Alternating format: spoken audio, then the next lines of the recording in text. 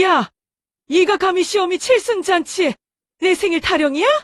냄새나, 냄새! 손님들 앞에서 쩐내 풍기고 싶어? 남편이 내 앞에서 코웃음을 치는 순간 시어머니 손이 번개처럼 날아왔습니다. 찰싹. 이 못된 년아! 코와 주제에 어디서 기어 올라와? 신우이는 박수를 치며 웃었죠. 엄마 잘했어. 올케는 그냥 가사도우미잖아? 내가 피맛을 삼키며 일어나는 순간 밖에서 묵직한 소리가 울렸습니다.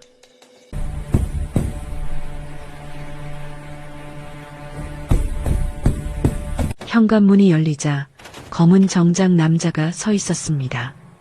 과연 며느리 앞에 나타난 이 남자의 정체는 무엇일까요? 구독과 좋아요로 함께 해주세요. 오늘도 따뜻한 이야기 들려드릴게요. 오늘의 사연 시작합니다. 제 이름은 이지은입니다. 하지만 이 이름조차 제가 직접 지은 것은 아닙니다. 39회 전 어느 겨울날 서울 외곽의 사랑의 집 고아원 현관 앞에서 발견된 갓난아기. 그게 바로 저였습니다. 담요에 쌓여있던 저와 함께 있던 것은 지은이라고 삐뚤삐뚤 쓰인 종이 한 장뿐이었죠. 지은아, 또 멍 때리고 있니? 설거지 안 하고 뭐해? 고아원 원장 할머니의 목소리에 정신을 차렸습니다. 저는 얼른 싱크대로 달려가 그릇을 닦기 시작했습니다. 여기서는 손 놀리지 않으면 밥을 굶어야 했거든요. 고아원 생활은 늘 팍팍했습니다. 정부 지원금이 턱없이 부족했던 탓에 우리 아이들은 모두 어른들의 일손을 거들어야 했습니다. 저는 5살 때부터 빨래를 개고 8살 때부터 밥을 지었습니다. 공부는 학교에서 배우는 것이 전부였고 꿈이나 희망 같은 건 사치였죠. 다른 아이들은 하나둘씩 입양을 가거나 위탁가정으로 떠났지만 저는 끝까지 남았습니다. 이유는 간단했어요. 너무 평범해서였죠. 특별히 예쁘지도 특별한 재능이 있는 것도 아니었으니까요. 지은아, 너는 참 착하다. 하지만 세상에서는 착한 것만으로는 살기 어려워. 악착같이 살아야 해. 원장 할머니는 제가 16이 되던 해부터 그런 말씀을 자주 하셨습니다. 몇 년 후면 이곳을 떠나야 한다는 걸 알고 계셨던 거죠. 19살 겨울, 드디어 고아원을 나올 때가 됐습니다. 정부에서 지원해주는 보증금으로 겨우 원룸 하나를 얻을 수 있었고 편의점 야간 알바를 시작했습니다. 밤새 편의점을 지키며 도시락을 데우고 술 취한 손님들을 상대하는 일은 고된 일이었지만 그래도 제 힘으로 벌어먹고 사는 게 자랑스러웠습니다. 그렇게 5년을 보냈습니다. 편의점 알바에서 카페 직원으로, 카페에서 작은 사무실 사무보조로 조금씩 계단을 올라갔죠. 돈을 모아서 야간 대학에 진학했고 주경야독하며 경영학과를 졸업했습니다. 24살이 되던 해 봄, 제 인생에 처음으로 운명 같은 만남이 찾아왔습니다. 회사 근처 작은 식당에서 점심을 먹고 있는데 옆 테이블의 남자가 갑자기 목에 뭔가 걸린 듯 괴로워했어요. 저는 반사적으로 뛰어가서 등을 두드려줬고 그 남자는 가까스로 숨을 쉴 수 있게 됐습니다. 고맙습니다. 정말 고맙습니다. 제가 목숨을 구해주신 은인에게 어떻게 보답을. 그가 바로 강민석이었습니다. 중견 건설회사에서 일하는 과장이었죠. 키도 크고 인상도 괜찮았지만 무엇보다 저를 바라보는 눈빛이 따뜻했어요. 괜찮아요. 당연한 거죠. 그냥 조심히 드세요. 제가 자리로 돌아가려는데 그가 명함을 내밀었습니다. 실례지만 커피라도 한 잔 사드리고 싶은데 안 되겠습니까? 그 순간 제 가슴이 두근거렸습니다. 24년 동안 살면서 이런 설렘을 느껴본 적이 없었거든요. 첫 데이트는 한강공원이었습니다. 민석 씨는 제 이야기를 진지하게 들어줬어요. 고아원에서 자란 이야기, 혼자 힘으로 살아온 이야기. 다른 사람들은 불쌍하다는 표정을 지었던 과거들을 그는 대단하다며 존경한다고 했습니다. 지은 씨는 정말 강한 분이네요. 저는 부모님 도움 없이는 아무것도 못하는데 존경합니다. 과장님도 좋은 분 같아요. 저 같은 사람한테도 이렇게 친절하게 해주시고. 저 같은 사람이라뇨? 지은 씨는 정말 특별한 분이에요. 이렇게 순수하고 착한 사람은 처음 봤어요. 달콤한 말들이었습니다. 사랑에 굶주려 있던 저에게는 달콤한 독과 같았죠. 6개월 후 민석 씨가 프로포즈를 했습니다. 지은아, 나와 결혼해 줄래? 네가 그동안 혼자 힘들게 살았으니까 이제는 내가 지켜줄게. 우리 엄마는 좀 까칠하시지만 우리 민정이는 정말 순하거든. 금세 가족같이 지낼 수 있을 거야. 저는 울면서 고개를 끄덕였습니다. 드디어 저에게도 가족이 생기는 거라고 생각했어요. 외롭지 않을 거라고, 사랑받을 거라고 믿었습니다. 하지만 민석 씨의 어머니 최 여사를 처음 만난 날부터 뭔가 이상했습니다. 아이고, 이 친구가 며느리감이라고? 어디 보자. 쯧쯧, 팔자가 드러나네. 고아 티가 이렇게 날 줄이야.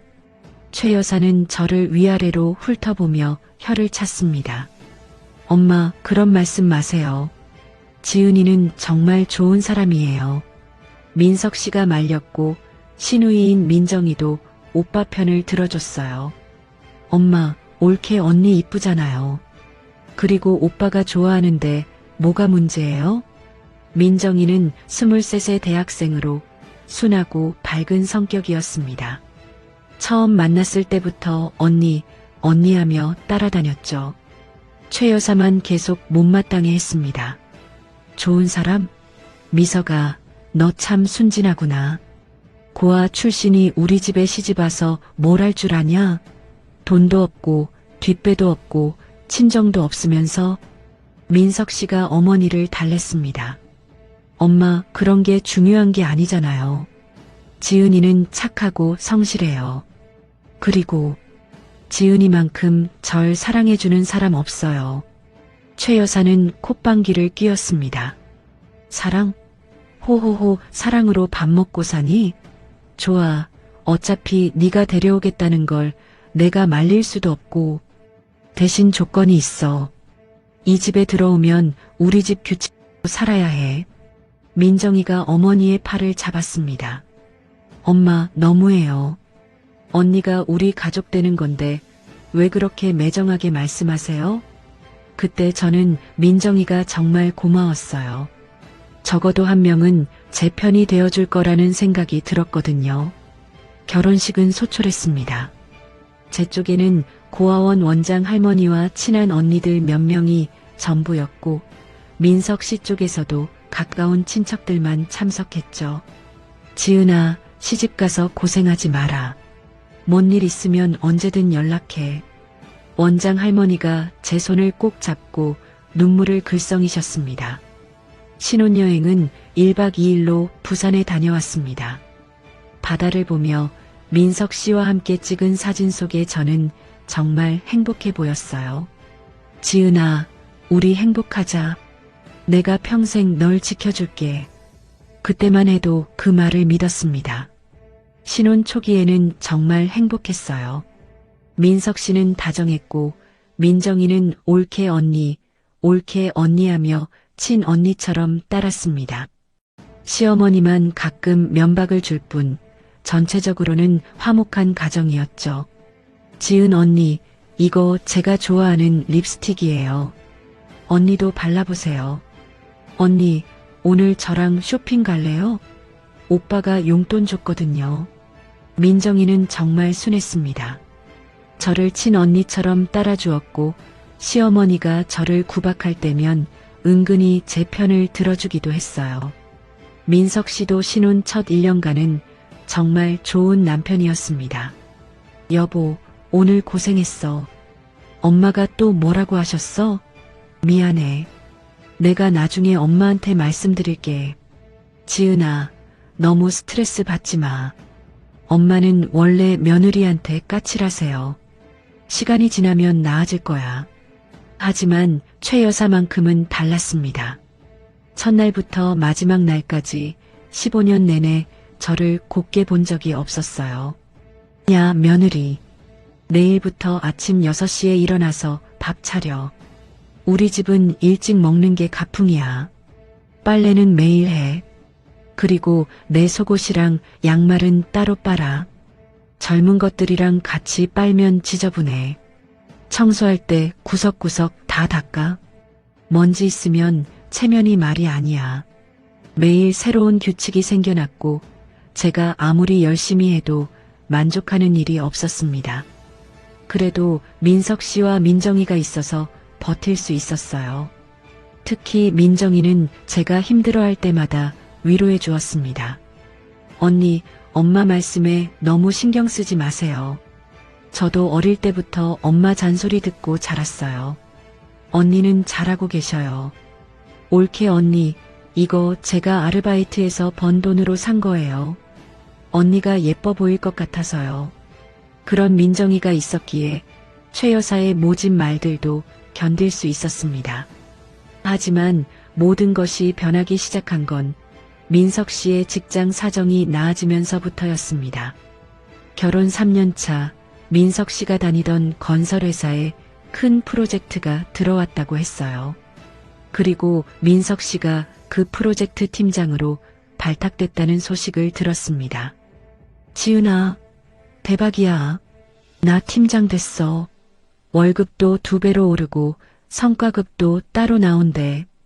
민석 씨는 정말 기뻐했고 저도 덩달아 기뻤습니다. 이제 조금 여유로운 생활을 할 수 있을 거라고 생각했어요. 하지만 그때부터였습니다. 뭔가 이상한 기류가 흐르기 시작한 건 민석 씨는 점점 집에 늦게 들어오기 시작했고 술자리가 많아진다며 주말에도 나가는 일이 잦아졌습니다. 그리고 민정이도 조금씩 변하기 시작했어요. 대학교 4학년이 되면서 취업 준비를 한다며 바빠졌고 예전처럼 저와 시간을 보내는 일이 줄어들었습니다. 언니, 저 요즘 너무 바빠요. 토익 공부에 자격증 준비에. 죄송해요. 처음에는 그런가 보다 했어요. 대학생이니까 바쁠 수 있다고 생각했죠. 하지만 지금 생각해보면 그때부터 모든 게 서서히 틀어지기 시작했던 것 같습니다. 제가 모르는 사이에 보이지 않는 손이 이 집안의 운명을 바꾸고 있었는지도 모르겠어요. 그 보이지 않는 손의 정체를 알게 되기까지는 아직 12년이라는 긴 시간이 더 필요했습니다. 그저 평범하게 사랑받고 싶었던 고아 소녀의 꿈은 이렇게 서서히 어둠 속으로 빨려 들어가기 시작했습니다. 결혼 5년 차가 되던 해 민석 씨의 승진은 계속 이어졌습니다. 팀장에서 부장으로 그리고 이사 자리까지 오르게 됐죠. 회사에서도 핵심 인재로 대우받고 있다고 했어요. 지은아, 나 이번에 또 승진했어. 이사야, 이사. 우리 이제 진짜 잘 살게 됐다. 민석 씨는 들뜬 목소리로 소식을 전했습니다. 하지만 이상하게도 제게는 그 기쁨을 나누려 하지 않았어요. 오히려 점점 저를 대하는 태도가 달라지기 시작했습니다. 첫 번째 변화는 회사 사람들을 집에 초대하는 날이었어요. 지은아, 이제 내 위치가 달라졌으니까 회사 사람들도 집에 초대해야 하고 말이야. 그런데 민석 씨가 말을 머뭇거렸습니다. 그런데 뭐예요? 너는 그날에는 밖에 나가 있어. 친구라도 만나고 와. 네? 왜요? 제가 음식 준비해서 대접하면 되잖아요. 아니야. 그냥 너는 좀 분위기가 안 맞을 것 같아서. 분위기가 안 맞는다니요? 저는 그날 밤 잠을 이룰 수 없었습니다. 며칠 후 정말로 회사 사람들이 집에 오는 날이었습니다. 저는 그의 말대로 집을 나와 있었지만 궁금함을 참을 수 없어서 일찍 돌아왔어요. 현관 앞에서 들려오는 대화에 발걸음이 멈췄습니다. 이사님, 부인은 어디 계세요? 아, 처가집에 갔어요. 요즘 장모님이 편찮으셔서. 처가집이라니요? 저에게는 처가집이 없는데요. 사모님은 어떤 분이세요? 그때 민석 씨가 한 말은 충격적이었습니다. 솔직히 좀 부끄럽긴 해요. 제가 어려울 때 만나서 그런지 이제 제 위치와는 좀 안 맞는 것 같아요. 고아 출신이라서 사교성도 떨어지고 그 순간 세상이 무너지는 것 같았어요. 남편이 다른 사람들 앞에서 저를 부끄럽다고 말하다니. 아, 그렇군요. 그럼 나중에 다시 결혼하실 생각은? 그런 얘기 하지 마요. 그래도 오래 산 정이 있어서. 정이 있어서라고요? 사랑이 아니라 정 때문에 저와 함께 사는 거라는 뜻인가요? 저는 그 자리에서 주저앉을 뻔했지만 간신히 참고 멀리 나가서 한참을 울었습니다. 그날 밤 집에 들어갔을 때 민석 씨는 아무렇지 않게 저를 맞았어요. 지은아? 잘 다녀왔어? 네. 오늘 어떠셨어요? 좋았어. 그런데 지은아, 앞으로는 내가 사람들 초대할 때 너무 신경 쓰지 마. 알겠지? 알겠지라니요. 마치 제가 민폐라도 끼치는 것처럼 말하는 거였어요. 신우이 민정이의 변화는 더 충격적이었습니다. 민정이가 취업한 지 1년이 지나면서 어느 날 친구들을 집에 데려왔어요. 저는 반가운 마음에 과일도 깎아주고 차도 대접했죠. 하지만 민정이는 제 앞에서 이렇게 말했어요. 얘들아, 우리 집 가사도우미야. 인사해. 정말 일 잘해. 가사도우미라고요? 저는 이 집의 며느리인데요. 친구들이 나간 후 저는 민정이에게 따져 물었어요. 민정아, 왜 나를 가사도우미라고 소개했어? 그게 언니가 오해하지 마세요. 그냥 친구들한테 복잡하게 설명하기 싫어서. 복잡하다니? 나는 내 올케잖아. 그때 민정이가 한 말은 정말 충격적이었어요. 솔직히 말하면 언니를 올케라고 소개하기가 좀 부끄러워요. 제 친구들은 다 좋은 집안 출신들이거든요. 언니는 고아 출신이라서. 민정아, 미안해요. 하지만 진짜예요. 오빠도 이제 출세했는데 언니가 발목 잡는 것 같아요. 차라리 이혼하고 더 좋은 사람 만나시는 게 어때요? 이혼하라고요? 15살 때부터 언니라고 부르며 따랐던 민정이가 이혼하라고 말하다니. 그리고 결정적인 사건이 일어났습니다. 어느 날 민석 씨가 늦게 들어왔는데 술에 취해 있었어요. 그런데 옷에서 여자 향수 냄새가 났습니다. 여보, 이 냄새가 뭐예요? 냄새? 무슨 냄새? 향수 냄새요. 여자 향수? 그때 민석 씨가 갑자기 화를 냈어요. 야, 너 지금 나 의심하는 거야? 회사에서 여직원들이랑 회식했으니까 냄새가 벨 수도 있지. 아니에요. 그런 뜻이 아니라. 아니긴 뭐가 아니야. 너는 맨날 집에만 있으니까 의심병이 생긴 거야. 나 같은 사람이 왜 바람을 펴? 감사할 줄 알아야지. 감사하라고요? 제가 무엇에 감사해야 하는 거죠? 하지만 진짜 충격은 그 다음이었어요. 며칠 후 민석 씨가 급하게 나가면서 휴대폰을 두고 갔어요. 문자 알림이 계속 울렸는데 화면에 뜬 내용을 보고 기절할 뻔했습니다. 자기야, 어제 고마웠어. 그 와인 너무 맛있었어. 다음에 또 만나자, 수진. 바람을 피우고 있었던 거예요. 그것도 회사 후배와. 저는 떨리는 손으로 휴대폰을 들여다봤습니다. 카카오톡 대화 내용은 더 충격적이었어요. 민석 아내는 정말 답답해. 고아 출신이라 그런지 센스도 없고. 수진 오빠 고생 많아요. 저라면 오빠를 더 잘 이해해 드릴 텐데. 민석 이제 이혼도 고려해 봐야겠어. 내 위치에는 수진이 같은 여자가 맞아. 이혼을 고려한다고요? 그것도 다른 여자와 나누는 대화에서? 저는 그 자리에 주저앉아서 펑펑 울었습니다. 15년 동안 믿고 살았던 사람이 저를 이렇게 생각하고 있었다니. 그런데 더 참을 수 없는 일이 일어났습니다. 어느 날 시어머니 최 여사가 제게 이런 말을 했어요. 지은아, 너 이제 나이도 있고 민석이한테 민폐 끼치는 것 같지 않냐? 무슨 뜻이세요? 아이도 못 낳고 집안에 도움도 안 되고 차라리 조용히 나가는 게 어떨까? 시어머니, 저는 이 집 며느리인데요. 며느리? 호호호, 며느리는 무슨. 너는 그냥 민석이가 불쌍해서 주워온 거지. 이제 민석이도 출세했으니까 더 좋은 여자 만날 수 있어.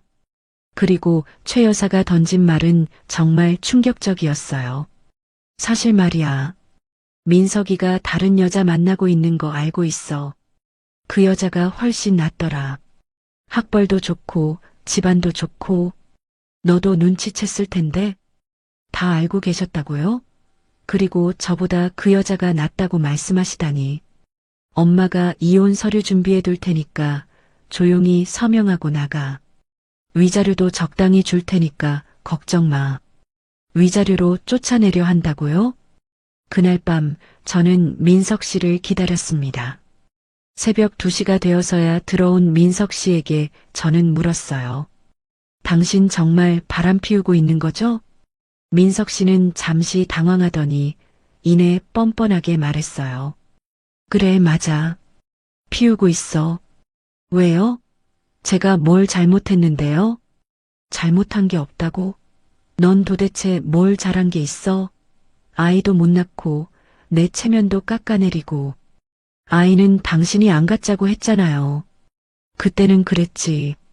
하지만 이제는 달라. 수진이와는 아이도 가질 거야. 아이까지 가질 거라고요? 그럼 저는 어떻게 되는 거예요? 너는 조용히 사라져. 그게 서로에게 좋아.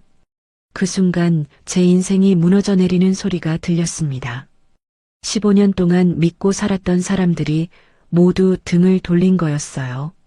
남편은 다른 여자와 바람을 피우고 시누이는 저를 가사도우미라고 소개하며 시어머니는 이혼 서류를 준비하고 있었어요. 저는 이 집에서 가족이 아니라 그냥 쓸모없어진 물건 취급을 받고 있었던 거예요. 하지만 이건 시작에 불과했습니다. 진짜 지옥은 지금부터 시작이었으니까요. 그리고 저는 아직 몰랐어요. 이 모든 변화 뒤에 거대한 그림이 숨어 있다는 걸. 누군가 저를 시험하고 있었고 그 시험의 끝에서 운명이 기다리고 있다는 걸. 하지만 그때는 그저 절망뿐이었습니다. 사랑받기 위해 결혼했는데 이제는 존재 자체가 부끄러움이 되어버린 현실만 남았을 뿐이었어요. 이제는 아예 대놓고 무시당하기 시작했습니다. 사람들은 가끔 물어요. 왜 그렇게 오래 참고 살았느냐고. 왜 도망치지 않았느냐고. 하지만 그 사람들은 모릅니다. 고아로 자란 사람의 마음을. 저에게는 집이라는 개념 자체가 너무 소중했어요. 아무리 차갑고 모진 대우를 받아도 이곳이 제가 속한 유일한 곳이었거든요. 고아원을 나온 후 혼자 살았던 그 외로움, 명절 때마다 느꼈던 소외감을 다시 겪고 싶지 않았어요. 가족이라는 이름만으로도 저에게는 의미가 있었어요. 아무리 저를 구박해도 적어도 저를 부르는 사람들이 있다는 것, 제가 죽어도 찾을 사람들이 있다는 것, 그게 저에게는 전부였어요. 그래서 참았습니다. 언젠가는 진짜 가족이 될 수 있을 거라고, 언젠가는 저를 인정해 줄 거라고 믿으며, 민석 씨는 승진할수록 더욱 노골적으로 저를 무시했어요. 지은아, 나 오늘 밤 안 들어올 거야. 어디 가시는데요? 수진이랑 회사 일로. 아니, 그냥 늦을 거야. 처음에는 변명이라도 했는데 이제는 대놓고 다른 여자 이름을 말했어요. 회사 후배인 수진과의 관계를 더 이상 숨기지도 않았습니다. 어느 날 밤 민석 씨가 새벽 3시에 들어왔는데 옷에서 여자 향수 냄새가 났어요. 여보, 이 냄새가 뭐예요? 냄새? 무슨 냄새? 향수 냄새요. 여자. 그때 민석 씨가 갑자기 화를 냈어요. 야, 너 지금 나 의심하는 거야? 내가 뭘 잘못했다고. 감사할 줄 알아야지. 감사하라고요? 바람 피우고 와서 아내에게 감사하라고 말하다니. 저는 더 일찍 일어나 밥을 했고 더 깨끗하게 청소를 했어요. 민석 씨가 좋아하는 음식을 해서 도시락도 싸주었고 시어머니 어깨도 주물러 드렸어요. 조금만 더 참자. 조금만 더 잘하자. 가족이잖아. 15년을 함께 산 가족인데 이렇게 끝날 리는 없어. 하지만 제가 노력할수록 그들은 더 차갑게 변했어요. 마치 제 노력을 당연하게 여기면서도 동시에 귀찮아하는 것 같았어요. 왜 이럴까? 내가 뭘 더 해야 할까? 밤마다 눈물을 흘리면서도 아침이면 다시 웃는 얼굴로 아침상을 차렸어요. 혹시나 해서요. 혹시나 오늘만큼은 예전에 따뜻했던 그들이 돌아올까 봐서요. 하지만 그 희망마저 산산조각 나는 날이 왔어요. 결혼 15년째 되던 해, 제 생일이자 시어머니의 칠순잔치 날이었습니다. 저는 새벽 4시부터 일어나 50인분의 잔치 음식을 혼자 준비했어요. 15년 동안 쌓인 모든 요리 실력을 쏟아부었습니다.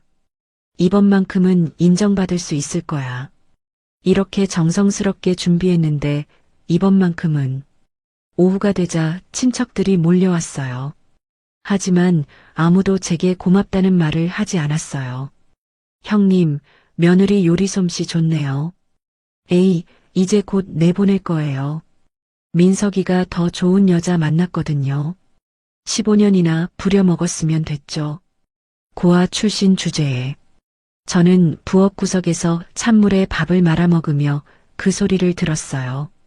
눈물이 밥그릇에 뚝뚝 떨어졌지만 삼켰어요. 아니야, 괜찮아. 친척들이 하는 소리니까. 민석 씨와 시어머니는 진심이 아닐 거야. 그때 민석 씨가 부엌으로 들어왔어요.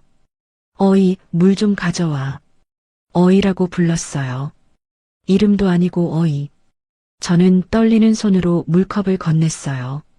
그런데 민석 씨가 제 손목을 보더니 얼굴을 찌푸렸어요.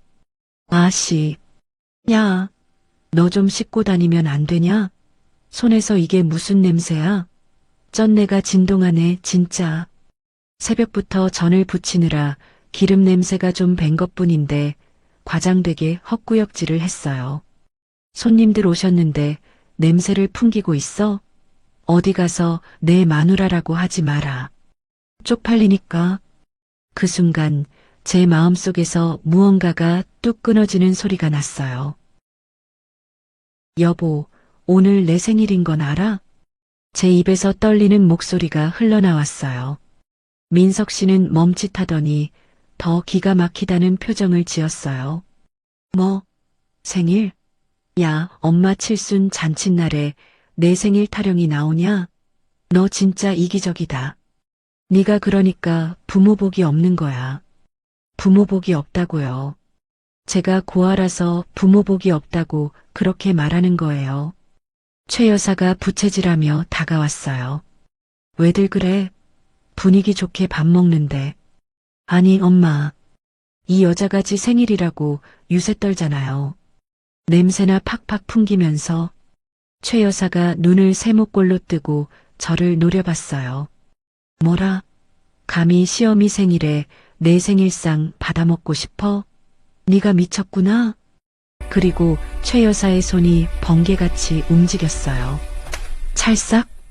뺨에 따끔한 통증이 퍼졌어요. 귀가 윙윙거렸고 입안에서 피맛이 났어요. 이 못된 년, 15년 동안 먹여 살려줬더니 배은망덕하게. 민정이가 킬킬거리며 박수를 쳤어요. 엄마, 시원하다. 진짜 답답했어요. 뺨이 화끈거렸지만 저는 눈을 감지 않았어요. 오히려 똑똑히 보았어요.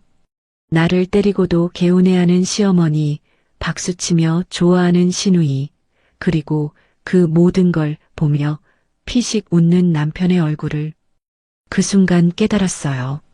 15년 동안 제가 찾던 가족은 여기에 없었어요. 제가 외로워서 사랑받고 싶어서 만들어낸 환상이었을 뿐이에요. 아니, 이들에게 저는 처음부터 가족이 아니었어요. 그냥 부려먹을 수 있는 무료 가정부였을 뿐이었어요. 후회하실 텐데요. 제 입에서 나온 목소리는 평소와 달랐어요. 낮지만 서늘하고 어딘가 기품마저 느껴지는 목소리였어요. 뭐, 후회? 이게 완전히 돌았나? 민석 씨가 저에게 손을 뻗으려는 찰나였어요. 밖에서 웅성거리는 소리가 들려왔어요. 대문을 두드리는 묵직한 소리. 쿵, 쿵, 쿵. 이 소리가 제 인생을 바꿀 운명의 문을 두드리는 소리라는 걸 그때는 몰랐어요. 볼이 붓도록 맞은 채 저는 천천히 고개를 들었어요. 이제 정말로 끝이구나. 더 이상 참을 이유도 희망을 품을 이유도 없구나. 그런데 그 순간 문 너머에서 들려온 목소리가 제 운명을 완전히 바꿔놓았어요. 대문을 두드리는 소리가 점점 커지고 있었습니다. 거실에 있던 친척들도 웅성거리기 시작했어요. 누구야? 이 시간에? 택배인가? 민석 씨가 짜증을 내며 현관으로 향했습니다. 누가 이런 시간에 와서. 민석 씨가 문을 열었습니다. 그리고 그 순간 그의 말이 뚝 끊겼어요. 문 밖에는 검은 정장을 입은 중년 남성이 서 있었습니다. 키가 크고 품이 있는 모습이었지만 눈빛만큼은 매섭게 차가웠어요. 강민석 씨 댁 맞습니까? 남자의 목소리는 낮고 위험이 있었습니다. 네. 그런데 누구세요? 이지은 씨 계신가요? 그 순간 저는 깜짝 놀랐어요. 저를 찾는 사람이라니요. 저를 찾아올 사람은 이 세상에 아무도 없는데. 지은이요? 왜 지은이를? 민석 씨가 당황하며 말을 더듬었어요. 최 여사와 민정이도 부엌 쪽을 바라봤습니다. 남자는 민석 씨를 거들떠보지도 않고 부엌으로 시선을 돌렸어요. 그리고 저와 눈이 마주쳤습니다. 이지은 아가씨. 아가씨라고 불렀어요. 15년 만에 처음 들어보는 존칭이었습니다. 남자는 천천히 부엌으로 걸어왔어요. 그러면서 제 볼의 상처를 보더니 눈빛이 더욱 차갑게 변했습니다. 늦었습니다. 죄송합니다. 그리고 남자는 제 앞에 한쪽 무릎을 꿇고 앉았어요. 저는 김태준입니다. 아버지의 비서였습니다. 아버지의 비서라고요? 아가씨, 이제 진실을 알 때가 되었습니다. 김 씨는 가방에서 두툼한 봉투를 꺼냈어요. 이것은 아버지께서 남기신 유언장입니다. 유언장이라니요? 저는 고아인데. 김 씨가 유언장을 펼쳤습니다. 그리고 읽기 시작했어요. 사랑하는 딸 윤진아. 아니, 이제는 지은이라고 불리고 있겠구나. 아빠가 너무 늦게 찾아가서 미안하다. 딸이라고요? 윤진이라고요? 내 진짜 이름은 이윤진이다. 그리고 너는 JK그룹 회장 이철수의 외동딸이다. JK그룹이라고요? 대한민국 재계 서열 1위 그 JK그룹? 아빠는 네가 돌이 되기 전에 위험에 처했다. 경쟁자들의 암살 시도로 목숨을 잃게 되었지만 마지막 순간에 너만은 지켜야겠다고 생각했다.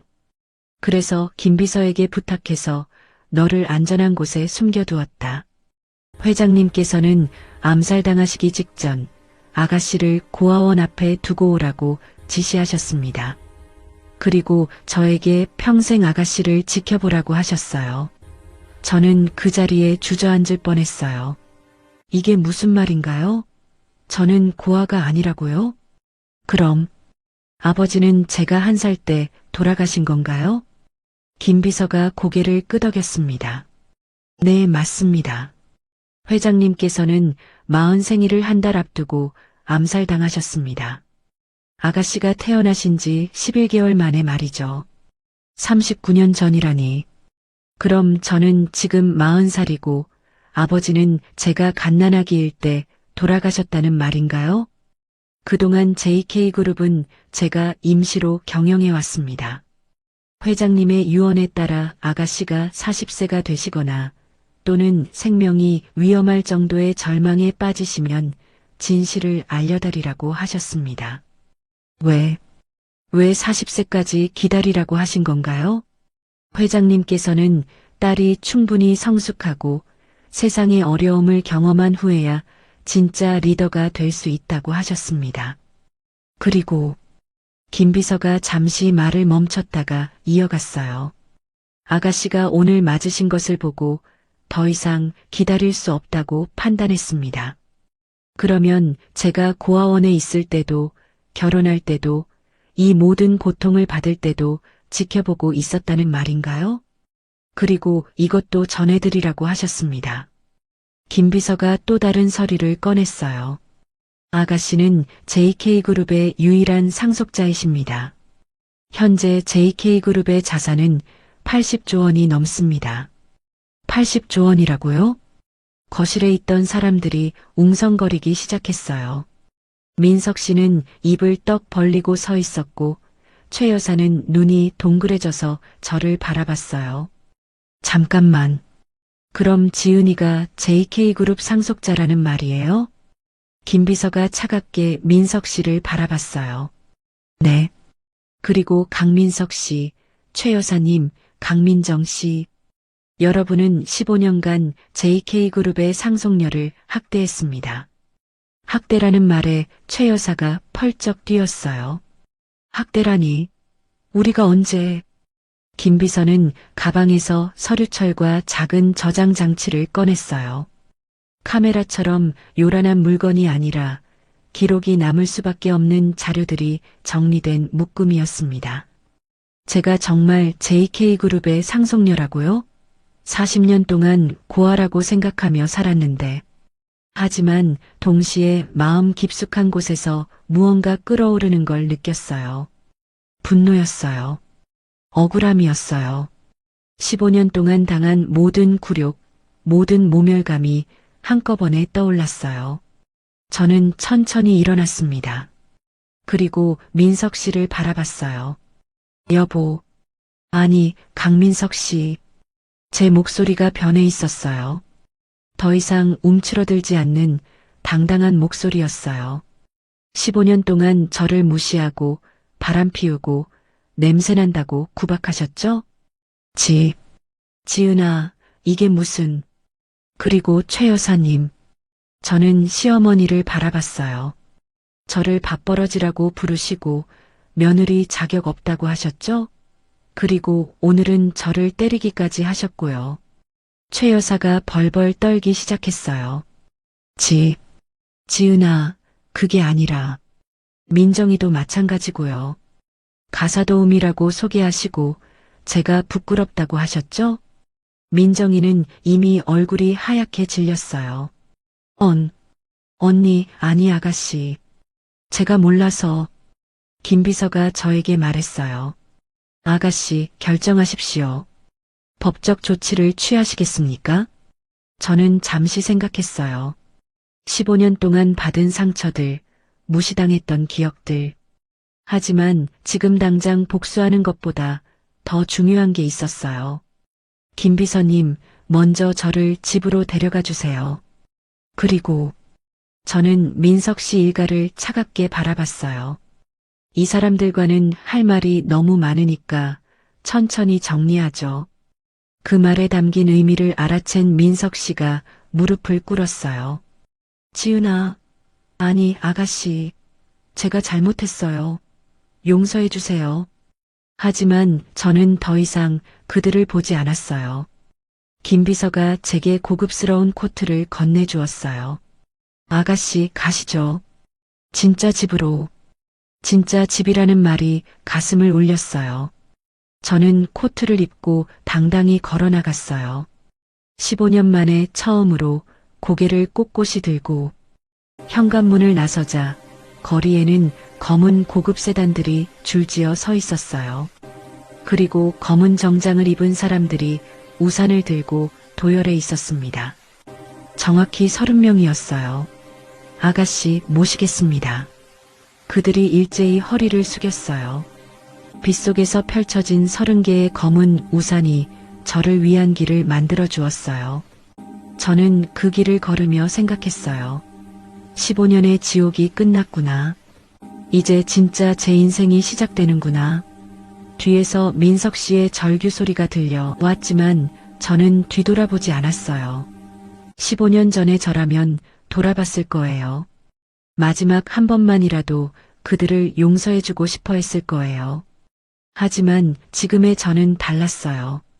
가슴 한구석에 남아있을 법한 미련 따위 이미 뺨을 맞은 순간 모두 사라졌어요.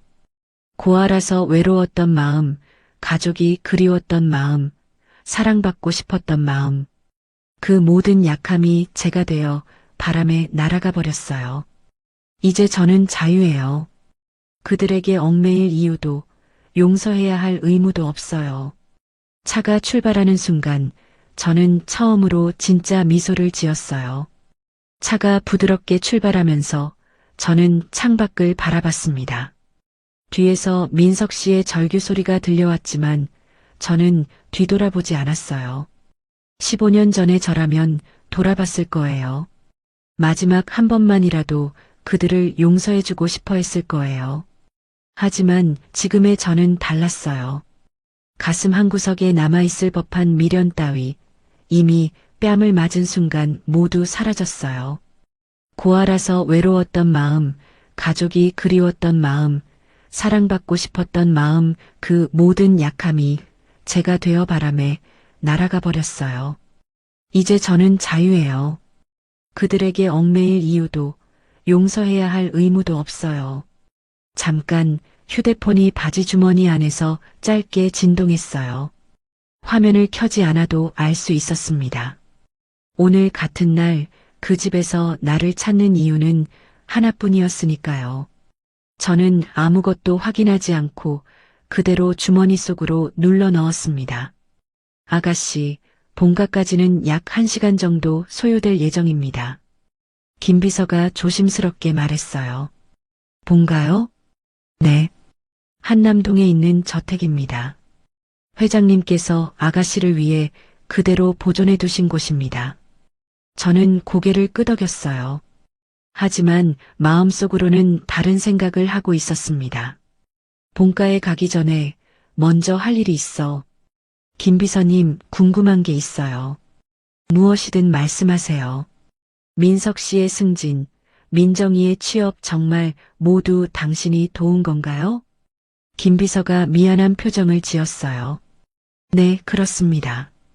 강민석 씨가 다니던 회사가 저희 계열사의 하청업체였고 강민정 씨가 취직한 무역회사도 저희가 투자한 곳이었습니다.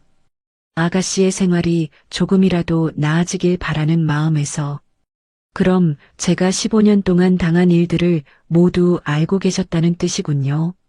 죄송합니다. 하지만 회장님의 유언이 절대적이었습니다.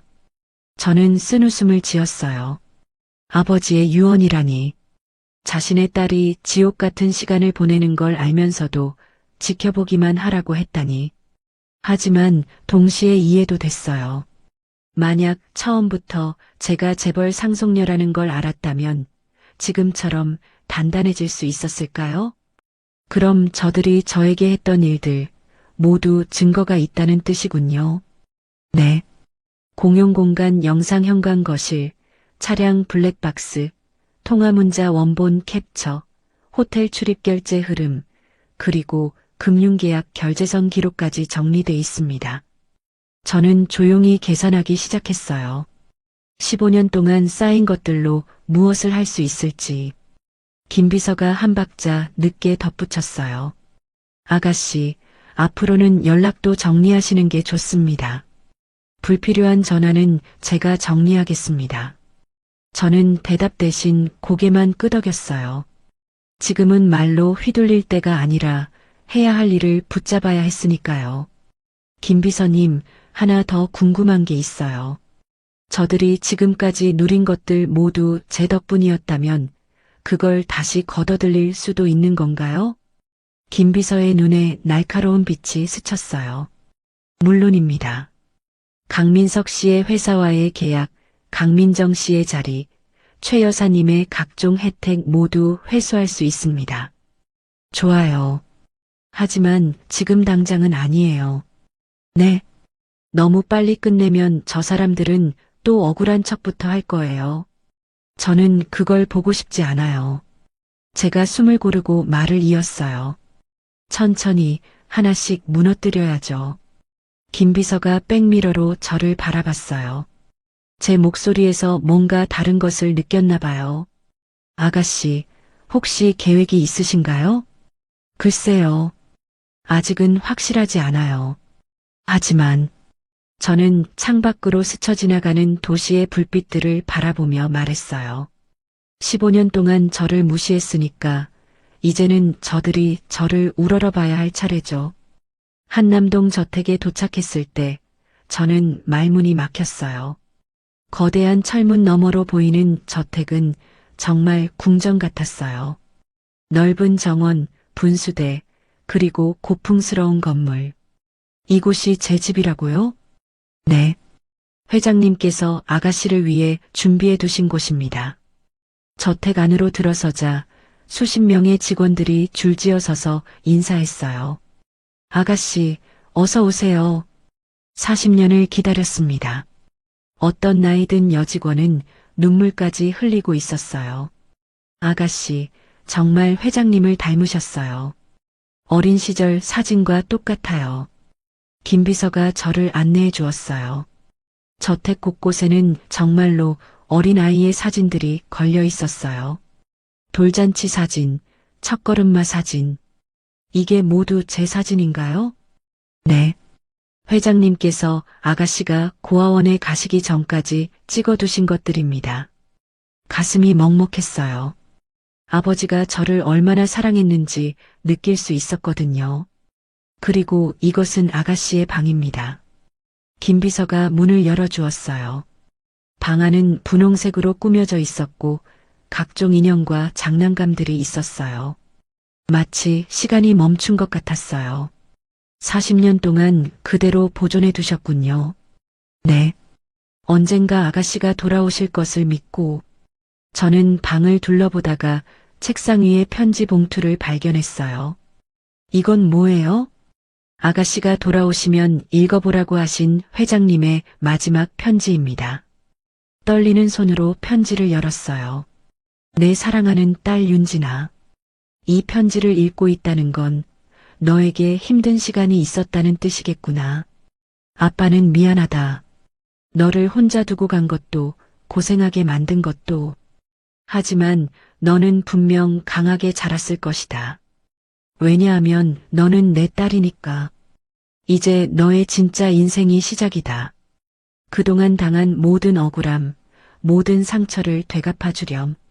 하지만 현명하게. 너는 이제 막강한 힘을 가지게 되었으니까. 사랑한다, 내 딸아. 아버지가 편지를 다 읽고 나니 눈물이 흘렀어요. 처음으로 아버지의 사랑을 느꼈거든요. 김 비서님, 네 아가씨. 내일부터 일을 시작해요.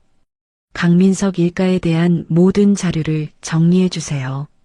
그들이 15년 동안 저에게 한 일, 그리고 저희가 그들에게 준 혜택까지 모든 것을요. 네, 알겠습니다. 저는 말을 덧붙였어요. 지금 필요한 건 감정이 아니라 정리였으니까요. 자료는 한눈에 보이게 나눠주세요. 제가 당한 일, 그들이 얻어간 것, 그리고 그들이 숨겨온 것까지. 김 비서는 짧게 고개를 숙였어요. 그렇게 준비하겠습니다. 그리고 하나씩 천천히 회수할 거예요. 먼저 민석 씨의 회사부터 시작하죠. 김 비서가 조심스럽게 물었어요. 어떻게 하시겠습니까? 저는 미소를 지었어요. 하지만 그 미소는 예전의 순한 미소가 아니었어요. 민석 씨가 그토록 자랑스러워했던 승진과 성공 그것이 모두 거짓이었다는 걸 천천히 깨닫게 해주죠. 그리고 그가 무시했던 고아 출신 아내가 누구인지도요. 그날 밤 저는 제 진짜 침실에서 처음으로 편안하게 잠들었어요. 하지만 마음속으로는 이미 계획을 세우기 시작했어요. 15년 동안 저를 무시한 대가를 치르게 해줄 완벽한 복수를요. 민석 씨, 최 여사, 민정이 한 명씩 차례대로 무너뜨려 주겠어요. 그들이 저를 얼마나 우습게 봤는지 이제 뼈저리게 깨닫게 해주겠어요. 다음 날 아침 저는 JK그룹 본사로 향했습니다. 검은 차가 지하 주차장으로 미끄러지듯 들어가자 이미 대기하고 있던 사람들이 움직이기 시작했어요. 엘리베이터 문이 열리기 전부터 복도 끝까지 줄이 서 있는 게 보였습니다. 윤진 아가씨, 모든 임직원들이 아가씨를 기다리고 있었습니다. 김 비서가 안내하자 수십 명이 동시에 허리를 숙였어요. 그 인사 소리만으로도 알 수 있었습니다. 이곳에선 내가 누구인지가 말이 아니라 규칙이라는 것을요. 회장실에 들어서자 책상 위에 두툼한 파일이 층층이 쌓여 있었어요. 표지에는 다 같은 제목이 적혀 있었습니다. 강민석 일가 15년 기록. 이것들이 뭐예요? 아가씨께서 요청하신 자료입니다. 15년간의 모든 기록을 정리했습니다. 저는 가장 위 파일부터 펼쳤습니다.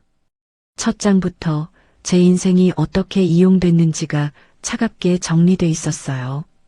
강민석 승진 과정, JK 계열 개입 내역, 강민정 취업 과정 관련사 채용 경로, 최 여사 VIP 혜택 백화점개 모임 연계 기록, 강민석 도박 손실 누적 3억 원, 수진 불륜 정황 호텔 출입 기록 통화 흐름. 페이지를 넘길수록 마음이 차분해졌습니다. 강민석 분노가 끓어오르기보다 이상하게도 머리가 맑아졌어요. 이제부터는 감정이 아니라 순서였으니까요. 저는 파일을 덮고 김 비서를 바라봤습니다. 이제부터 하나씩 정리해보죠. 먼저 민석 씨 회사부터 시작할게요. 김 비서가 물었습니다. 어떻게 하시겠습니까? 저는 잠깐만 생각하는 척을 했어요. 사실 이미 답은 정해져 있었습니다. 끝을 한 번에 내버리면 저들은 불쌍한 척부터 할 겁니다. 저는 그 꼴을 더는 보기 싫었어요. 계약 해지는 아직 말고요. 먼저 그의 자랑을 빼앗아요. 자랑이요? 직함부터요. 이사 직책 해임, 그리고 대리급으로 좌천. 이유는 성과 미달로 정리하세요. 김 비서의 표정이 미세하게 굳었습니다. 단번에 그 정도로 내리면 회사가 술렁일 수 있습니다. 술렁이게 하세요. 그래야 본인이 느끼죠. 남들 앞에서 제가 부끄럽다던 기분을. 김 비서가 고개를 숙였습니다. 알겠습니다. 저는 이어서 두 번째 파일을 손끝으로 톡 건드렸어요. 민정이도요. 해외 발령 내세요. 어느 쪽으로 보낼까요? 아프리카 지사. 3년 파견. 거부하면 본인 선택으로 정리되게. 김 비서의 펜이 멈추지 않았어요. 저는 마지막으로 최 여사 파일을 꺼냈습니다. 그리고 최 여사. 제일 먼저 할 건 돈이 아니라 체면이에요. 김 비서가 조심스럽게 되물었습니다. 어떻게 하시겠습니까? 저는 VIP 개모임 기록을 펼쳐 보였어요. 거기에는 계주 박순자라는 이름이 찍혀 있었습니다. 이 모임에서 최 여사가 제일 무서워하는 건 뭐죠? 소문입니다. 그럼 소문부터요. 개돈도 못 내는 사람으로. 그리고 저는 말을 끊지 않았습니다. 최 여사가 누리던 카드, 혜택, VIP 서비스. 오늘부터 전부 정지. 돈이 막히면 사람이 어떤 얼굴로 변하는지 저는 15년 동안 너무 많이 봤으니까요. 김 비서가 잠시 망설이는 듯 했지만 저는 시선을 피하지 않았어요. 그 망설임이 동정에서 나온 거라면 오늘 여기서 끝내야 했거든요. 너무 심한 거 아닙니까? 생활이 어려워질 수 있습니다. 15년 동안 제가 당한 건 생활이 아니라 인생이었어요. 김 비서는 더 묻지 않았습니다. 알겠습니다. 몇 시간 뒤 김 비서가 다시 들어왔습니다. 그 표정이 말해줬어요. 이미 첫 수가 들어갔다는 걸. 아가씨, 조치 완료되었습니다. 저는 별말 없이 고개만 끄덕였어요. 그 순간을 상상했습니다. 민석 씨가 회의실에 불려 들어가 종이를 받는 장면. 이사라는 글자가 사라지고 대리급 자리로 내려앉는 장면. 민정이가 책상 위에 떨어진 아프리카 파견 통지서를 바라보는 장면. 최 여사가 계산대 앞에서 카드가 튕기고 얼굴이 굳는 장면. 하지만 이건 시작에 불과했어요. 김 비서님, 내일은 더 재미있는 일을 해봐요. 무엇을 하시겠습니까? 수진. 그 여자도 우리 쪽 인사 라인에 걸려 있죠? 네. 저는 파일에서 사진 한 장을 꺼냈습니다. 호텔에서 함께 나온 기록이 딱 사실로 박혀 있는 사진이었어요. 수진은 발령 내세요. 민석 씨가 보는 앞에서. 민석 씨에게는 경고장을요? 가정 파탄이 아니라 회사 이미지 실추로. 그 사람이 제일 아파하는 건 사랑이 아니라 체면이니까요. 김 비서가 조용히 물었습니다. 사진은 어떻게 하시겠습니까? 저는 시선을 내리지 않고 말했습니다. 게시판에 붙이세요. 기혼자의 부적절한 관계로. 확인 가능한 사실만. 김 비서는 고개를 숙였습니다. 알겠습니다. 이틀 후 김 비서가 보고를 올렸어요. 아가씨, 강민석 씨는 회사에서 완전히 고립되었습니다. 강민정 씨는 해외 발령을 거부하다가 결국 자리에서 밀려났습니다. 최 여사는 개모임에서 퇴출됐습니다. VIP 혜택도 모두 끊겼고요. 저는 파일을 덮었습니다. 딱 그만큼만 숨을 쉬었어요. 좋아요. 이제 마지막 단계예요. 김 비서가 물었습니다. 마지막 단계요? 저는 도박 기록 페이지를 펼쳤습니다. 금액은 크지 않았어요. 하지만 그 성질이 더럽게 나빴습니다. 민석 씨의 도박빚 3억 원. 이거 제 명의로 움직였죠. 김 비서가 고개를 끄덕였습니다. 네. 서명과 도장을 위조해 대출로 전환했습니다. 저는 그 문장을 오래 씹지 않았어요. 이제는 슬퍼할 때가 아니니까요. 그럼 돌려받을 시간이네요. 어느 정도로 정리할까요? 이자, 위약, 피해 보상까지 포함해서 10억으로 공식 독촉장으로 보내세요. 지금이요. 김 비서의 펜이 멈췄다가 다시 움직였습니다. 알겠습니다. 며칠 후 저는 직접 그 집 앞으로 갔습니다. 검은 벤츠가 멈췄고 저는 천천히 내렸어요. 15년 동안 살던 집은 이상하게도 훨씬 작아 보였습니다. 대문에는 빨간 딱지가 붙어 있었고 마당에는 이삿짐이 어지럽게 쌓여 있었어요.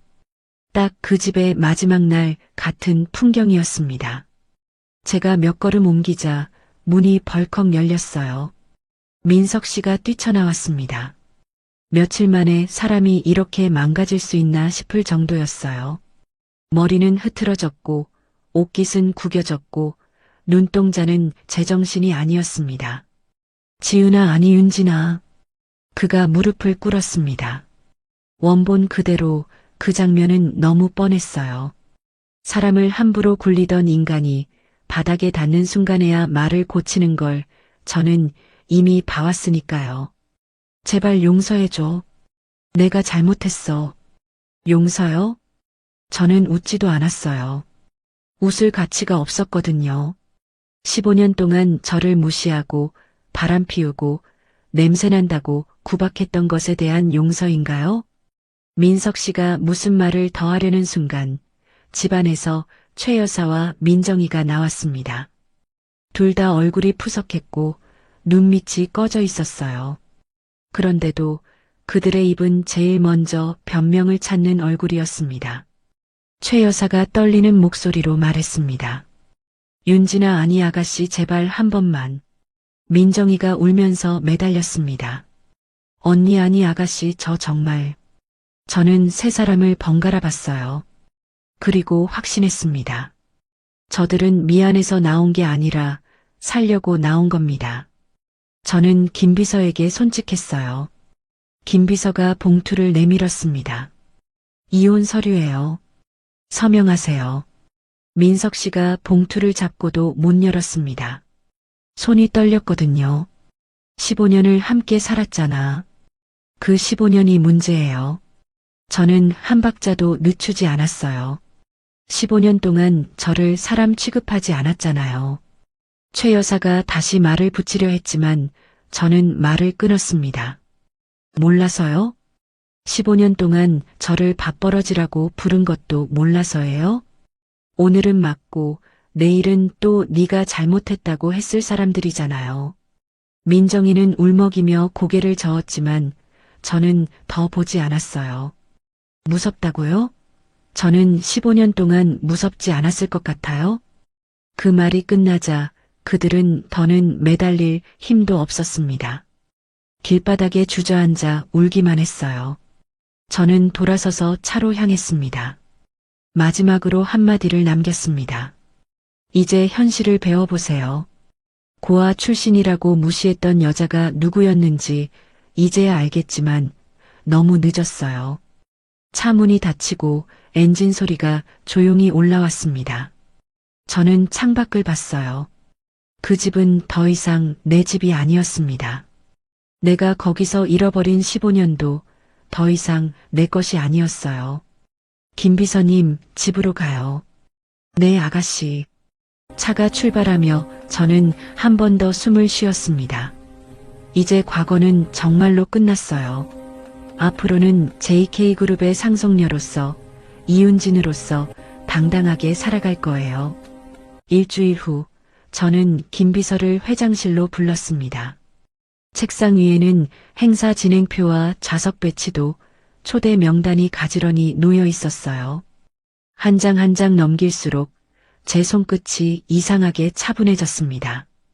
김비서님, 기자회견 준비해 주세요. 김비서의 눈빛이 바로 바뀌었어요. 단어 하나로도 어떤 규모인지 알아채는 사람의 표정이었습니다. 기자회견이요? 네. JK그룹 신임 회장 취임 발표예요. 그리고 저는 초대 명단의 한 줄을 손끝으로 눌렀습니다. 강민석 일가도 초대하세요. 맨 앞줄로. 김비서는 잠깐 멈칫했지만 곧 고개를 숙였어요. 그 짧은 멈춤이 싫지 않았습니다. 이건 감정풀이가 아니라 끝내야 할 일이었으니까요. 알겠습니다. 특별 게스트로 안내하겠습니다. 발표회 당일 JK그룹 본사 대강당 앞은 아침부터 소란스러웠습니다. 출입구 앞에 방송 중계차가 줄지어 서 있고 카메라 렌즈가 검은 숲처럼 빽빽했어요. 기자들은 목에 출입증을 걸고 뛰다시피 들어왔고 플래시 테스트 소리만으로도 공기가 딱딱해졌습니다. 로비에 들어서는 순간 저는 들었습니다. 사람들이 누가 오는지보다 무슨 이야기가 터질지를 먼저 기다리는 소리요.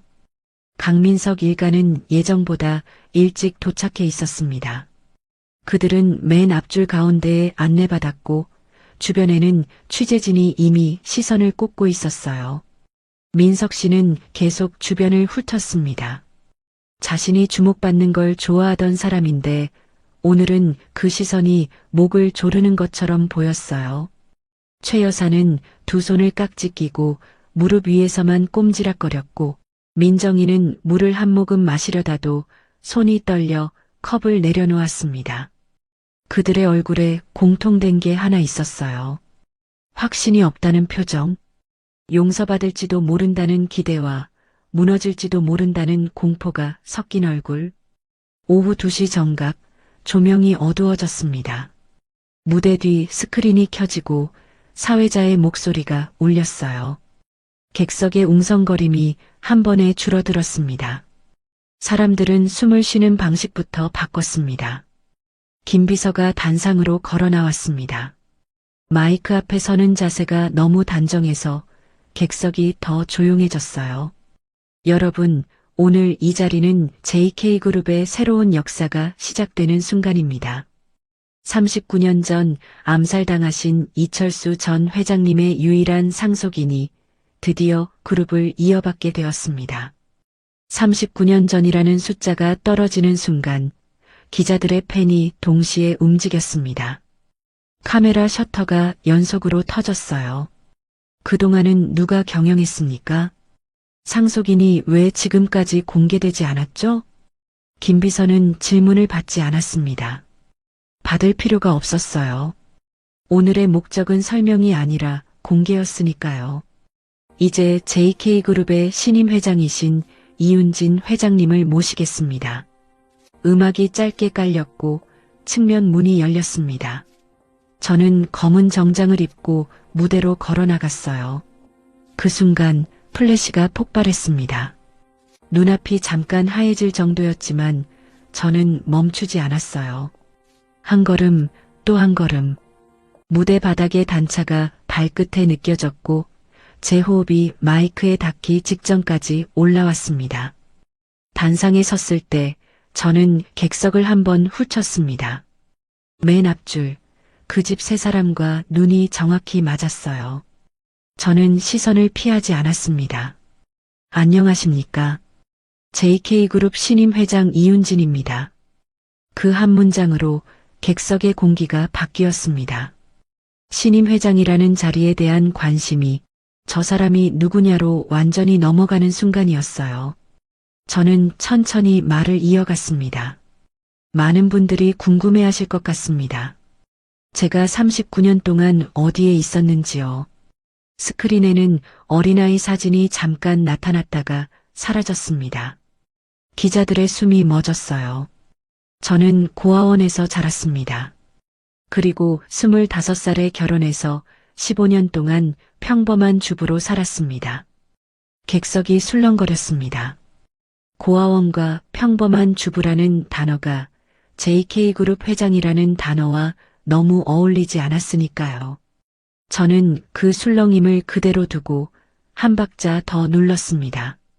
그런데 그 15년은 제게 지옥과 같은 시간이었습니다. 그리고 저는 맨 앞줄을 정확히 바라봤어요.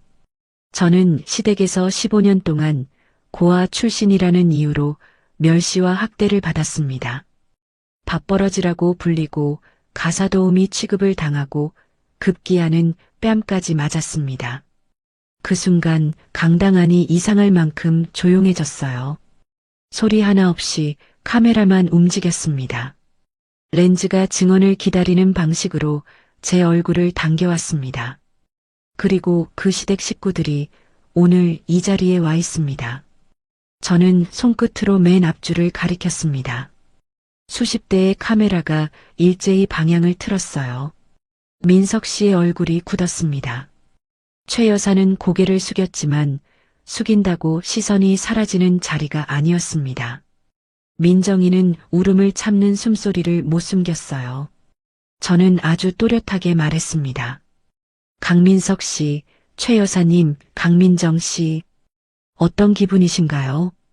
15년 동안 무시했던 며느리가 대한민국 최대 그룹의 회장이라는 사실이 민석 씨가 자리에서 일어나려는 순간 통로 쪽 경호 인력이 한 발 앞으로 나왔습니다. 손으로 막지 않아도 나갈 수 없다는 분위기가 만들어졌어요. 저는 그 장면을 확인하고 김 비서에게 고개를 아주 작게 끄덕였습니다. 대형 스크린이 바뀌었습니다. 이번엔 말이 아니라 기록이 올라왔어요. 여러분, 이것을 보시죠. 지난 15년간 강민석 씨의 승진 과정입니다. 화면에는 승진 연도, 부서 이동, 평가 기록, 그리고 그 뒤에서 연결된 계열사 라인이 깔끔하게 정리돼 있었습니다. 강민석 씨는 팀장, 부장, 이사로 승진했습니다. 하지만 이 과정에는 JK그룹의 지원이 있었습니다.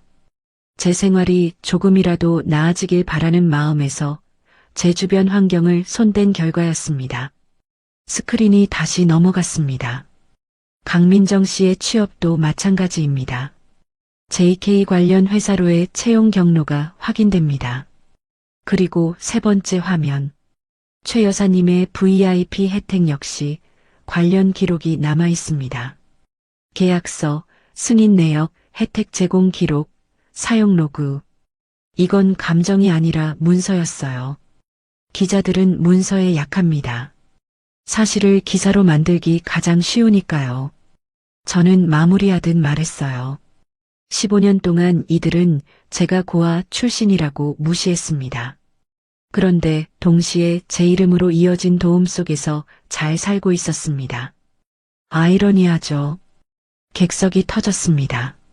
질문이 아니라 탄성 같은 소리가 먼저 나왔어요. 기자 질문이 쏟아졌습니다. 회장님, 왜 이제야 공개하신 겁니까? 그럼 지금까지 경영은 누가 했습니까?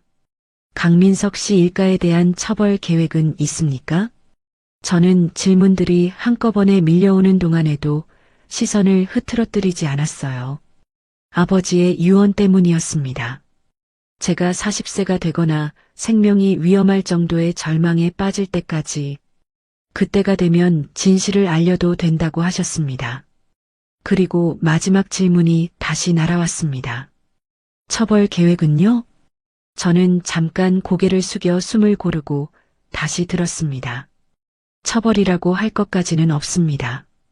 기자들이 다시 웅성거렸어요. 왜라는 얼굴들이었죠. 저는 그 왜를 끊어내듯 말했습니다. 이미 충분히 받았을 겁니다.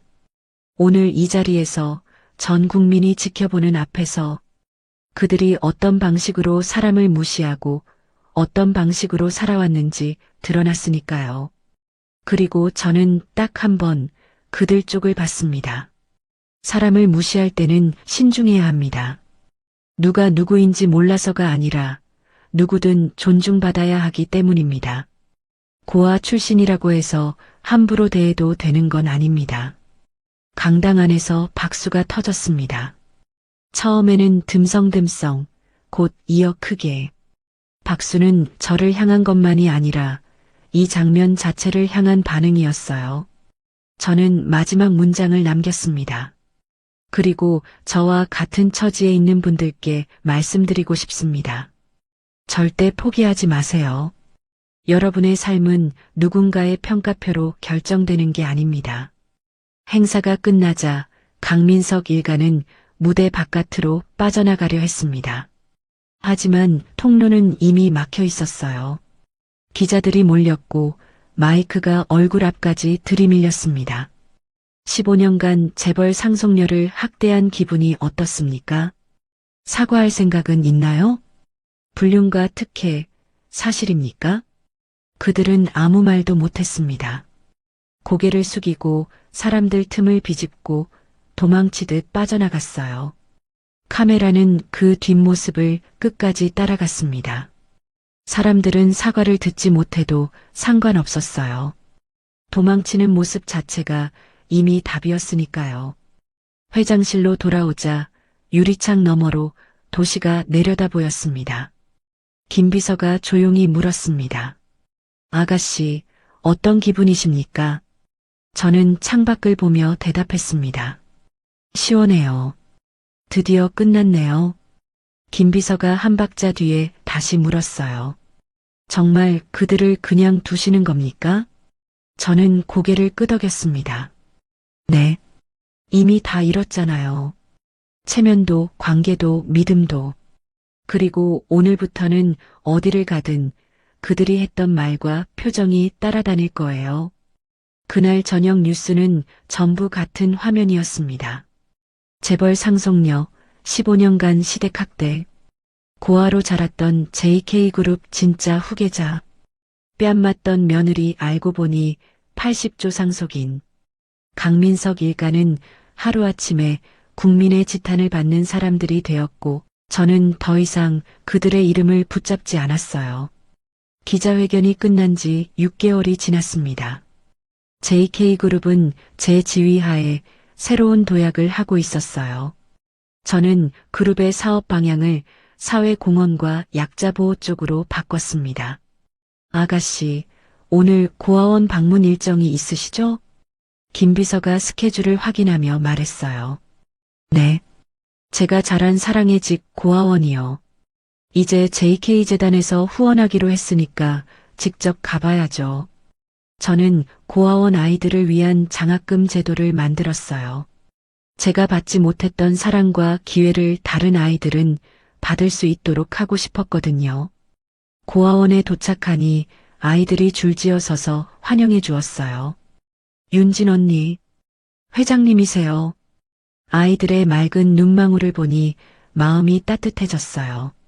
예전의 제 모습이 그들에게서 보였거든요. 얘들아, 언니가 좋은 소식을 가져왔어. 무슨 소식이에요? 이제부터 너희들이 공부하고 싶은 만큼, 꿈꾸고 싶은 만큼 다 도와줄 거야. 대학교까지, 아니 그 이후까지도. 아이들의 눈이 반짝였어요. 정말요? 저도 의사가 될 수 있어요? 저는 선생님이 되고 싶어요. 물론이야. 무엇이든 될 수 있어. 저는 아이들과 함께 점심을 먹고 놀이도 해주었어요.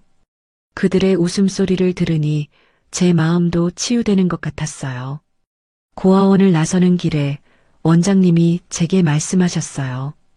윤진아, 정말 대단하게 자랐구나. 내 부모님이 보시면 얼마나 자랑스러워 하실까. 원장님, 저는 지금 정말 행복해요. 처음으로 제가 누구인지 알게 됐거든요. 그래, 이제야 진짜 윤진이를 찾은 거구나. 회사로 돌아오는 길에 김 비서가 조심스럽게 물었어요. 아가씨, 강민석 일가 소식 들으셨나요? 아니요. 어떻게 됐는데요? 강민석 씨는 작은 공장에 취직했고 최 여사는 요양원에 들어가셨다고 합니다. 강민정 씨는 편의점 알바를 하고 있다고 하네요. 저는 잠시 복잡한 기분이 들었어요. 하지만 금세 담담해졌습니다. 그렇군요. 그들도 이제 현실을 알게 됐겠네요. 아가씨는 후회하지 않으세요? 너무 심했던 건 아닌지. 아니에요. 그들이 15년 동안 저에게 했던 것에 비하면 이건 아무것도 아니에요. 게다가 저는 그들을 해치지 않았어요. 단지 진실을 말했을 뿐이죠. 저는 창밖을 바라보며 이어갔어요. 그들도 이제 평범한 사람들로 살아가겠죠. 저처럼 한때 그랬듯이요. 저녁에 집에 돌아와서는 아버지의 사진 앞에 앉았어요. 아버지, 저 잘하고 있죠? 15년 동안 힘들었지만 그 덕분에 더 강해질 수 있었어요. 사진 속 아버지는 따뜻하게 웃고 있었어요. 이제 진짜 행복하게 살게요. 아버지가 물려주신 회사를 더 좋은 곳으로 만들고 저처럼 어려운 사람들을 도우면서 살 거예요. 그때 김 비서가 들어와서 말했어요. 아가씨, 내일 방송국에서 인터뷰 요청이 왔습니다. 사회적 약자를 위한 재단 활동에 대해 이야기하고 싶다고 하네요. 좋아요. 제 경험이 다른 사람들에게 도움이 된다면 기꺼이 하겠어요. 다음 날 인터뷰에서 저는 이렇게 말했어요. 저는 40년간 제가 누구인지 몰랐어요. 하지만 그 시간들이 저를 더 강하게 만들어줬어요. 특히 15년간의 어려운 결혼 생활은 저에게 진짜 중요한 게 무엇인지 가르쳐줬어요. 어떤 깨달음을 얻으셨나요? 사람은 태생이나 배경으로 평가받아서는 안 된다는 것이요. 그리고 절대 포기하지 않으면 언젠가는 길이 열린다는 것. 앞으로의 계획은 무엇인가요? JK그룹을 사회에 도움이 되는 기업으로 만들고 싶어요. 특히 고아원 출신이나 한부모 가정 아이들이 꿈을 포기하지 않도록 돕고 싶어요. 인터뷰가 방송된 후 전국에서 감동의 편지들이 쏟아졌어요. 저도 고아원 출신인데 희망을 얻었습니다. 시댁에서 힘들게 지내고 있는데 용기가 났어요. 포기하고 싶었는데 다시 힘을 내겠습니다. 그런 편지들을 읽을 때마다 저는 제 선택이 옳았다는 확신을 가졌어요. 1년 후 JK그룹은 국내 최대 사회공헌 기업으로 선정되었어요.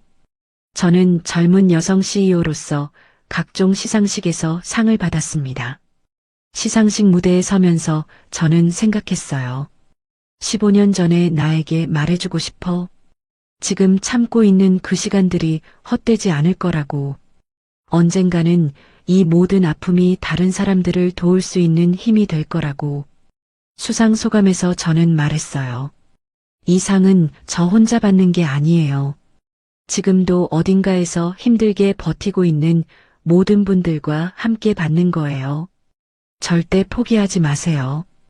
여러분의 내일은 분명 오늘보다 밝을 거예요. 그날 밤 집으로 돌아와서 저는 15년 동안 살았던 그 작은 방을 생각했어요. 냄새난다고 구박받았던 부엌, 소파에서 잤던 밤들. 하지만 이제는 그 기억들조차 소중했어요.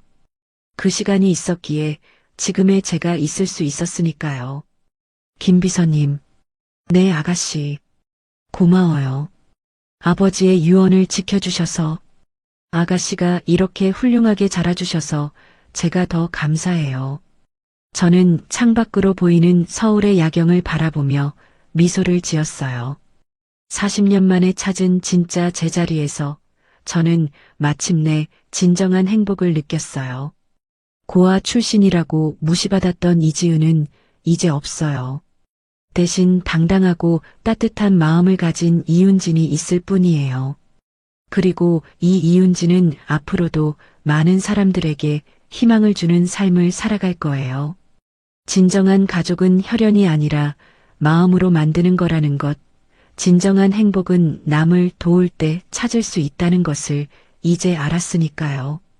제 이야기는 여기서 끝나지만 새로운 시작이기도 해요. 이제부터는 이윤진으로서, JK그룹의 회장으로서, 그리고 무엇보다 따뜻한 마음을 가진 한 사람으로서 살아갈 거예요. 여러분, 이지은. 아니, 이윤진의 이야기는 어떠셨나요? 40년간 자신이 누구인지도 모른 채 15년 동안 시댁에서 온갖 멸시와 학대를 받으며 살았던 한 여인의 이야기였습니다. 고아라는 출신 때문에 무시당하고 사랑받고 싶다는 마음 하나로 모든 걸 참아냈지만 결국 뺨까지 맞는 절망의 순간을 맞았죠. 하지만 그 절망의 끝에서 진실이 드러났습니다. 냄새난다며 구박받던 그 여인이 바로 대한민국 최대 재벌그룹의 상속녀였다는 충격적인 반전이요. 이 이야기가 주는 교훈은 무엇일까요? 사람을 함부로 판단하거나 무시해서는 안 된다는 것. 그리고 아무리 어려운 상황에서도 포기하지 않으면 언젠가는 길이 열린다는 것입니다. 현실에서도 우리 주변에는 각자의 사연과 아픔을 가진 사람들이 있습니다. 겉모습이나 배경만으로 누군가를 평가하지 말고 모든 사람을 존중하는 마음을 가져야겠습니다. 이지은이 이윤진으로 거듭난 것처럼 여러분도 어떤 어려움 속에서든 자신만의 빛을 찾아가시길 바랍니다. 이야기를 끝까지 들어주신 분이 계시다면 잘 들었다고 댓글 하나만 남겨주세요. 감사합니다.